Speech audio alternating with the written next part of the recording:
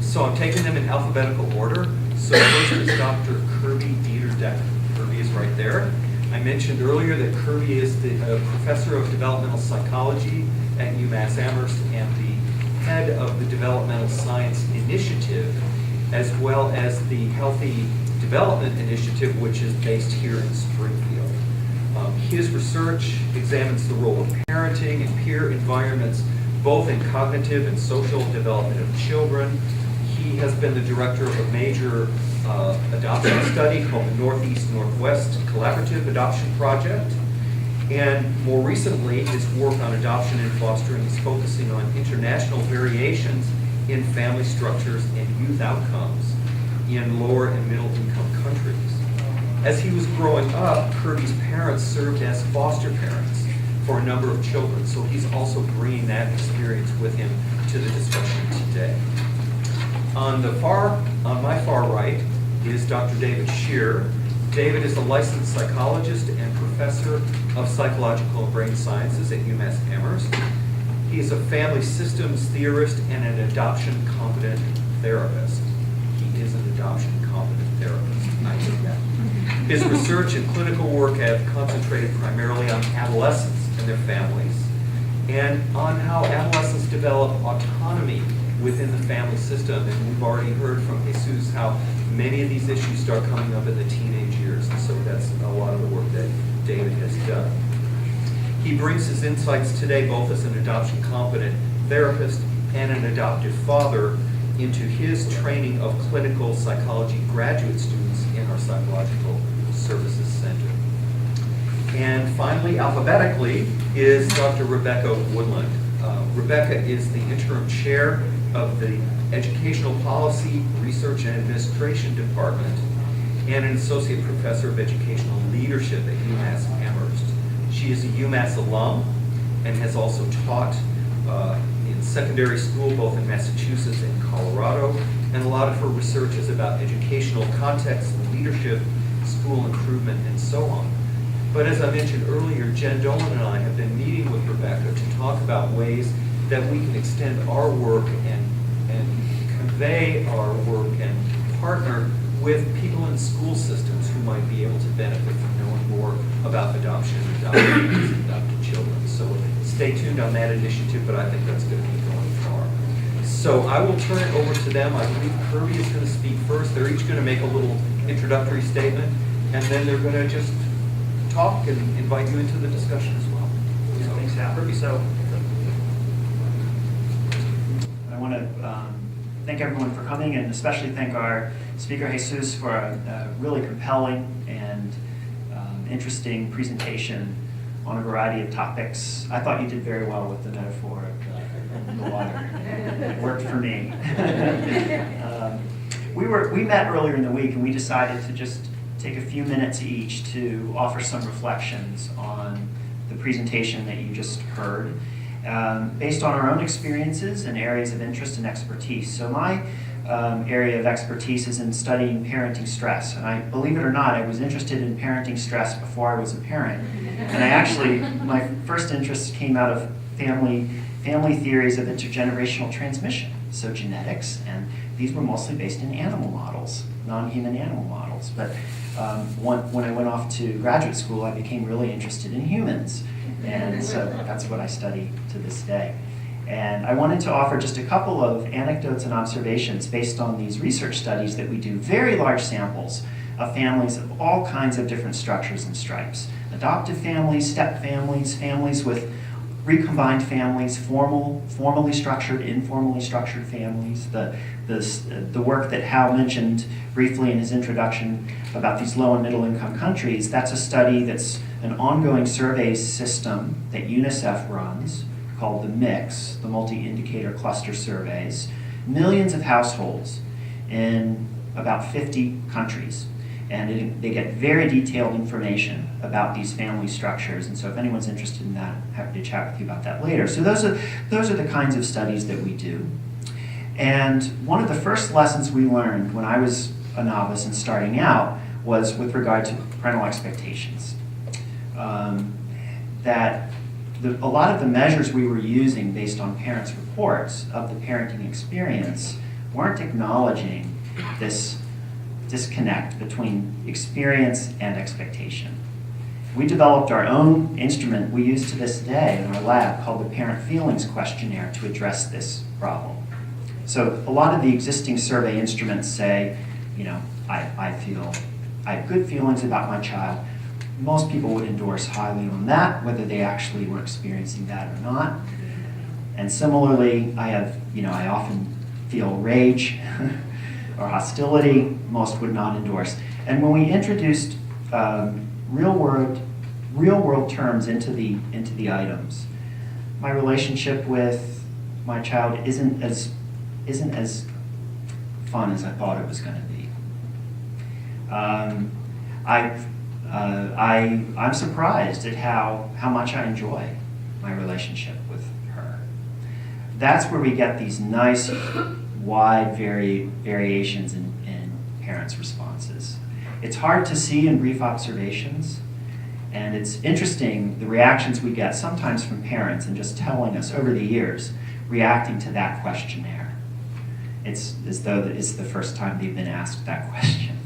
Like, that, have my expectations been met? The other point I wanted to make based on the research, not just our own, but my knowledge of the field, is that this whole notion of having reasonable expectations becomes untenable for many of us. I have two kids, and there is a manual. You write it without knowing it, and it's based on the first kid. And then you have the other kid arrives, you're parenting a second child, maybe a third child. And that's when you realize that maybe you do have a manual and it's not working so well.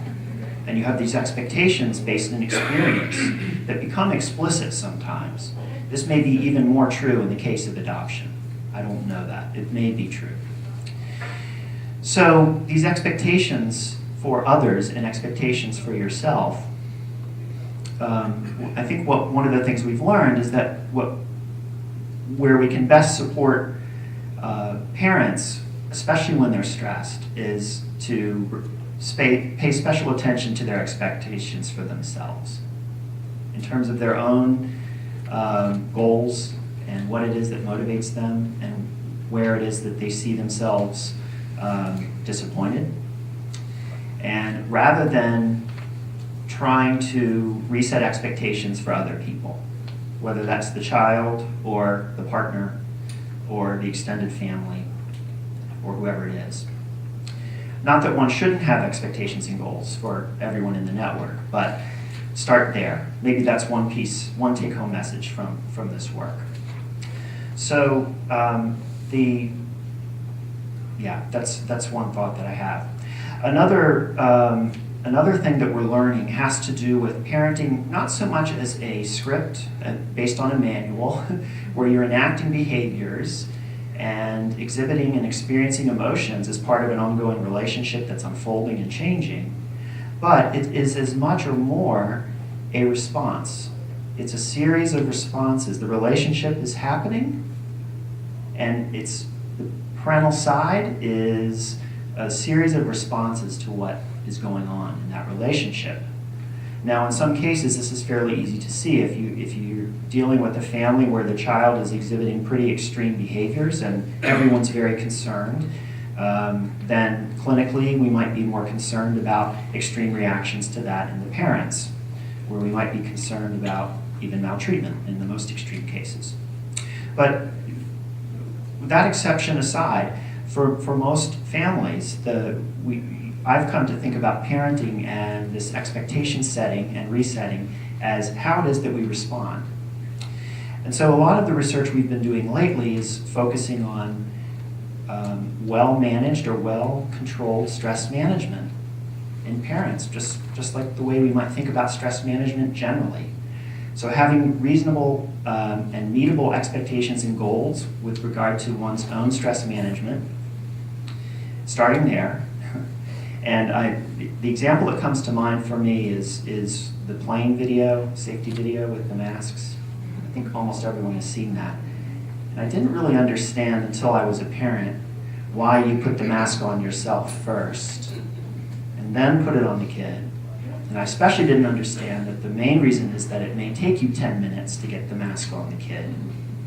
And this, for me, is a useful metaphor for what I'm talking about, where you've got to be, you use terms like mind-mindedness, and this is sort of what I'm wanting to reinforce that a bit. It's not easy, but it's super important. And extending the oxygen metaphor a bit further, just making sure that, especially in those distressing moments, that you're getting air. You've got to be breathing and functioning in a reasonably well fashioned before you can address the child and the child's behavior and have expectations, even expectations, for a change in that behavior in the moment. The last thing that I wanted to mention was with regard to expectations was the normalization of stress.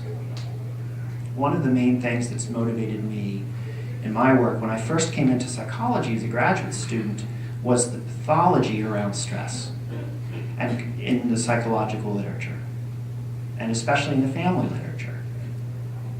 And I was coming from a biology perspective, where stress is itself the adaptation to changes in the environment. They can be good changes, they can be bad changes, but things are changing and you're not sure where they're headed, so you better have a stress response.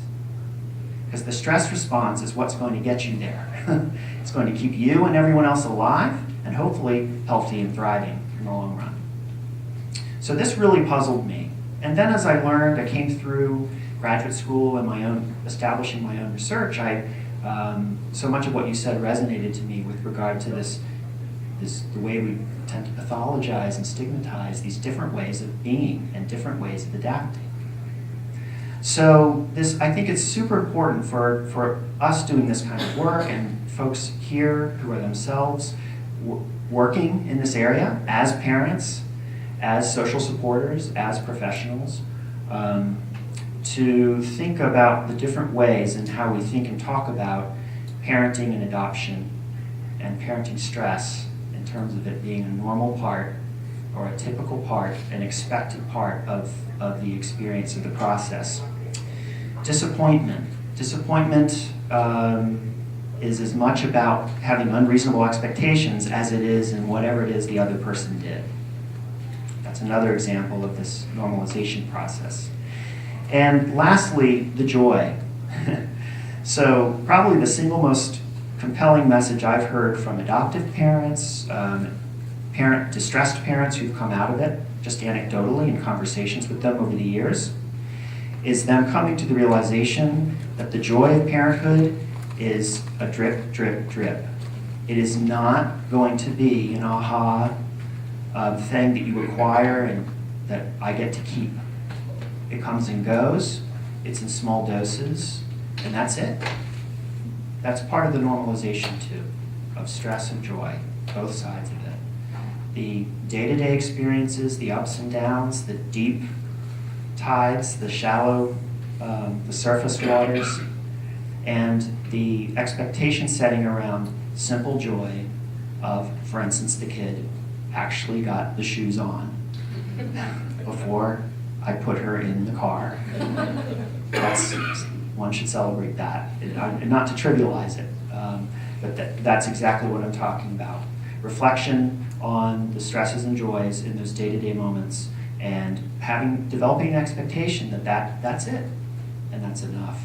So that's an important part of this normalization process as well. Thanks for your attention. I'm going to turn it over to David now, I think.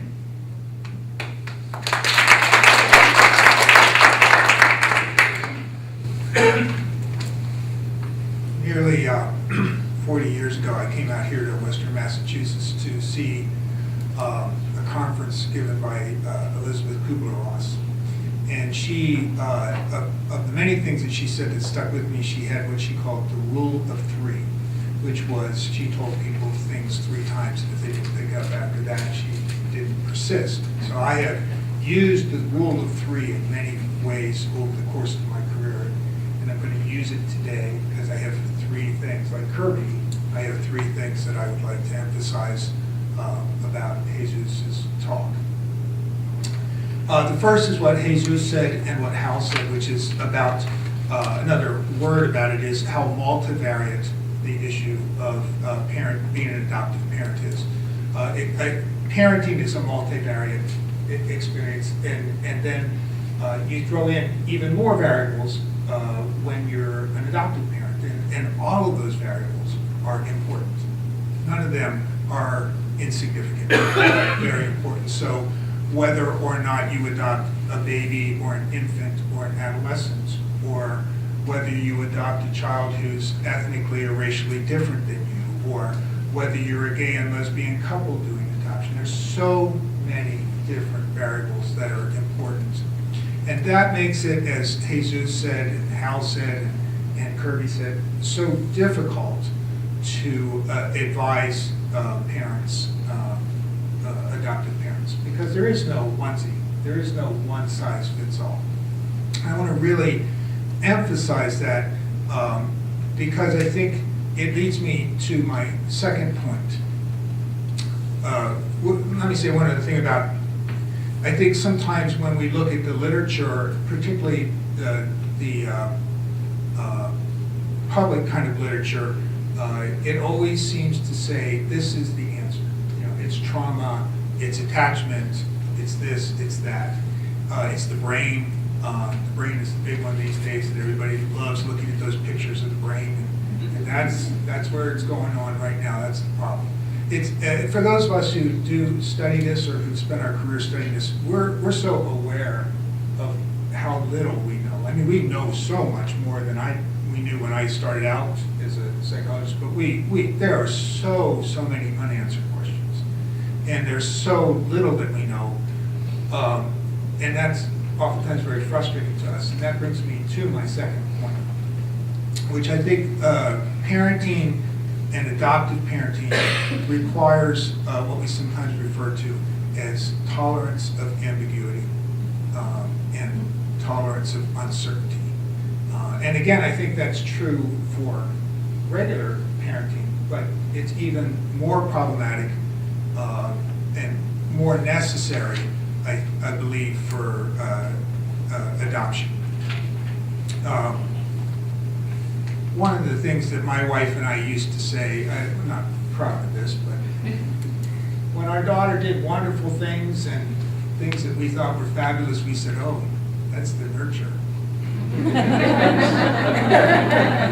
When she did things that we didn't think were characteristics of ours, or that we didn't think we said, oh, that's the genetic child. We weren't really serious, and I think we both know that that wasn't the case, but that was the way we framed it. That's how we dealt with our uncertainty. We found a frame, we found a way of trying to think about it. We chose a nurture-nature kind of way of thinking about it. I think when folks are faced with this ambiguity and uncertainty, they look for closure. They look for simple answers. And one of our jobs, I think, sometimes as providers is to help people tolerate uncertainty and ambiguity, and not seek out those simple answers that don't really include the whole child a lot of times. The third thought I have is about hope. I think as a young therapist, I thought my job a lot of times was to instill hope. I still think that's a very important thing. But as I've become wiser as a therapist and as I've become a parent and grown as a parent, I recognize hope to be a much more complicated emotional experience than I used to. It's hard to imagine that we would have adoptive parents or do a family study and not have parents who were hopeful. You wouldn't adopt a child. You wouldn't place a child with somebody who wasn't hopeful. Hope is a good thing. On the other hand, hope leaves people oftentimes clinging to expectations that aren't realistic. And sometimes hope is very much like a roller coaster for parents. There's times when you hope and you think, we're getting close, and then there's times when it's like, oh my God, it's never going to happen. And so hope while it's a very good thing, can also be very agonizing for parents. And I think I now understand that it's not my job solely to instill hope. Sometimes what you have to do is help people accept limitations and that their expectations are not going to be met. We talked a little bit in our presentation the other day. Jesus used the analogy of throwing a rock into the water. I use the analogy of I used to fly hot air balloons, and when you fly a hot air balloon, you turn on the burner, and there's at least a 10 or, depending on how big your balloon is, a 10 or 15 second delay before the balloon starts to lift. And I think so much of that happens in parenting. You put on the burner, you're putting things in there, and you just don't see it happening. And so hope is important, but it's also important it's not the only thing. And so let me leave my comments with those three ideas. Hi, I'm going to try to manage some notes I have for myself and the microphone at the same time, so we'll see how I do. But it's such a pleasure to be here, and I just really want to thank Hal for inviting me. Does anybody know one of these things is not like the others from Sesame Street? Okay, I think I'm one of those things that's not like the others up here. Not because I'm a woman or female, but that could be part of it, but because I am not an adoption researcher. I don't conduct psychological or developmental or sociological research into the experiences of adoptees or the lived experiences of adoptees or their families. I'm in educational leadership. And my research is looking into the conditions that exist in schools, the very specific conditions that exist in schools and in classrooms that enable educators to deliver really high quality instruction or not.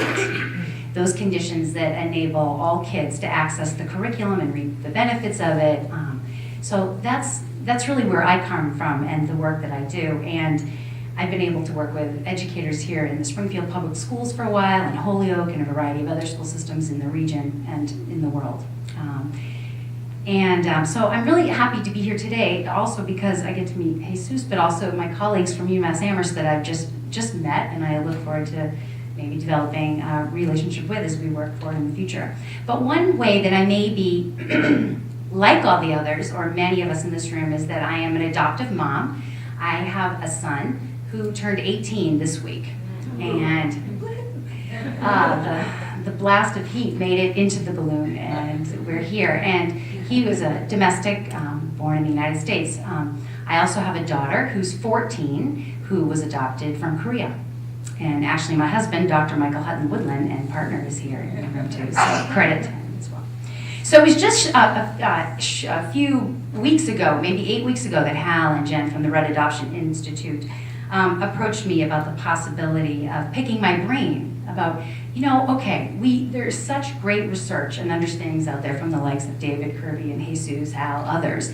How do we get that to educators, meaning educators, teachers, principals, administrators, school psychologists, school counselors, who are working with kids and interacting with families all the time? So when we had that meeting, that was a really powerful meeting for me. There's Jen. That was a really powerful meeting for me because it stirred up an incredibly vivid memory that maybe I had suppressed, I'm not sure, and I just wanted to share it with you. But when my son was enrolling in preschool, my first child enrolling in preschool, and I got the pre-enrollment forms in the mail, on it I was asked about, among other things, any medical conditions that they should be aware of that run in the family. And I responded on the form, I really didn't know. My son was adopted, and I'm not clear on his medical history. And I sent the form back in, and then upon going to the school and being greeted by a very perky, excited 25-year-old preschool teacher, she took out the pre-enrollment form that I had sent in, and she looked at me, and she looked at my son and said, "Wow, I wouldn't have known he was adopted. He looks just like you. That's so sad his real mom didn't want him. Why did she give him away? He's so lucky to have you." And as my jaw was on the floor, she squeezed my son's cheeks and said, "Well, we definitely want you here." And she totally meant, there was no bad intent in that interaction, but that incident was a really big awakening for me.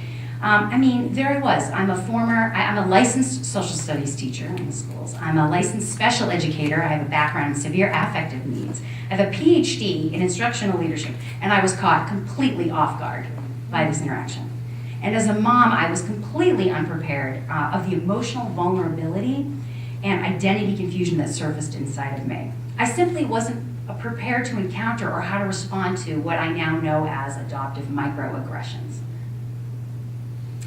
So here's what I did. I grabbed every book I could find, talked to every person I could, and I wrote my very first academic article, published peer-reviewed article, and I brought a few copies at the back, which is about responding to the needs of the adopted child in the classroom. So I didn't become an adoption researcher per se, but I want to share with you what I'll call 3 ingredients. I guess we're all going with the magic 3, but I love your metaphor of the ingredients. It's not a recipe, but these are the things I think about in terms of some ingredients we might put together to help improve and strengthen an educator's ability to work with adoptive parents, and how parents could maybe use this information to advocate for their own child. So the first ingredient I would suggest is that we, and Jesus mentioned this, is that we really do need to strengthen the content and delivery of the pre-adoption and fostering training programs. And I mean, I don't want to focus on the content per se. I think these are the folks that have the content addressed, but to include also how things like issues of identity, unmet expectations, separation, and loss manifest in the school environment and in interactions with educators. I'm not sure that is there. It wasn't in my training. But I also want to say that the pedagogy used in the delivery of those pre-adoption and training programs also needs attention. You know, worksheets, handouts, PowerPoints, presentations, they're all good and they're necessary, but they're not sufficient. It's sort of what you said about it's transmitting information. It's not just that we want to transmit information, but if parents are going to really understand how this stuff manifests in the school environment, we need to be delivering those training programs using really pedagogically sound practices. The second ingredient I would talk about mirrors the first one, and that is that, and I come from educator preparation, and I have an educator preparation colleague with me here from UMass and the College of Ed, that to think about incorporating the topic of non-normative family formation and stereotypes about adoption and fostering into pre-service educator preparation programs. So we work with a lot of school counselors, school psychologists, early childhood teachers, secondary teachers, principals, and it's just not in the program per se. Here's some ways that we might think about making that happen. We can think about the curriculum standards in the state and including language about bionormativity and anti-adoption discrimination in those curriculum standards. We can help aspiring educators recognize their own biases for traditional family formation that they may not know exist for them, and incorporate trauma-sensitive or trauma-informed training into pre-service teacher education programs. The last ingredient I would say is that it is really important, I think, for all of us, and I didn't know how to do it in that interaction at the time with a preschool teacher, but to recognize, or try to prevent, recognize, and certainly disrupt microaggressions. And I would just refer to these as, and this is an adaptation of Daryl Wing Su's definition, but I would refer to these microaggressions as those brief and commonplace daily verbal, behavioral, instructional, and environmental indignities perpetrated in school, whether intentional or unintentional, that communicate and perpetuate hostile, derogatory, or negative slights and insults toward or about children who were adopted or fostered.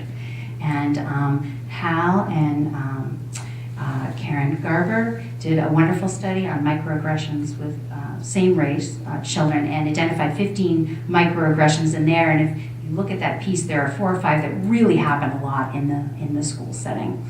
So I'll just end with a story. And I opened with talking about my son going to preschool. My daughter is in 8th grade at a school district in the area. She was born in Korea, I think you know I mentioned that, and so she's not racially similar to myself or to my husband. She's in science class. This happened recently. She's in science class and they're doing a topic on allergies. And she thought it was really fun to share with the class. She shared that her mom, me, has really severe allergies to the cold. If I go into extreme cold, I swell up. It's weird. I mean, not really, but you know, I get hives. And her aunt, my sister, is allergic to the hot. And so it's really interesting, right? So she shares this. And the teacher says to her, well, now that you've learned that allergies are hereditary, this must be a reason why you're glad you were adopted. To the class, to her, in front of the class, meaning it all well, trying to normalize what was being interpreted as non-normal. And so these microaggressions of publicly outing her as adopted, not everyone knew that she was, because they hadn't met me, and other microaggressions just in that comment. And so, the good news is that kids, educators, they want to share their stories of experiencing microaggressiveness. As Jesus says, it's happening. To not talk about it and not recognize it is what's problematic. So I think the take home really is for all of us, especially educators, to be aware and prevent and disrupt our own microaggressions and others, either through educating or confronting and sometimes ignoring. My daughter and I decided we would ignore that one. And the truth is, I am hopeful, to follow up on that, because without exception, educators go into education because they really want to make a difference in the lives of children. And when given appropriate information, knowledge, and understandings, they absolutely know how to create conditions in which all children, including adopted and foster children, are able to access, participate in, and reap the benefits of their education. So I think I may become an adoption researcher after all. So thank you.